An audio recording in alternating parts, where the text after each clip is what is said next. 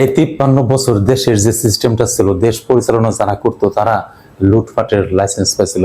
তাদের ক্যাডাররা সারা দেশে লুটপাট করত, সন্ত্রাসী, মাস্তানি, চাঁদাবাজি সব করত। যদি এমন সিস্টেমটাই থাকে তাহলে ওই বিপ্লবের কি দরকার ছিল? তাহলে এই যে মানুষগুলো মারা গেল, রক্ত দিল, কি দরকার ছিল এতগুলো মানুষের প্রাণ দেওয়ার? কি দরকার ছিল? 30-40 হাজার মানুষ আজকে পঙ্গু, কেউ চোখে দেখতে পারতেছে না, কেউ কারো হাত নাই, পা নাই, একজনের তো মুখ নাই। তাহলে এই কষ্ট তারা কেন করবে? কেন তারা লড়ছিল? ওই এক সরকারকে, একজনকে সরাই দিয়ে আরেকজনকে বসাবার জন্য, যে ও অনেকদিন খাইছে এবার তুমি খাও, এই জন্য তারা প্রাণ দিচ্ছিল?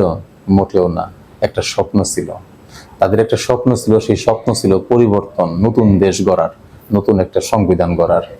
এই ফেব্রুয়ারিতে যদি নির্বাচন হয় তাহলে এই স্বপ্ন পূরণ হবে না। সুতরাং এই ফেব্রুয়ারিতে নির্বাচন হওয়ার কোনো সম্ভাবনা নাই।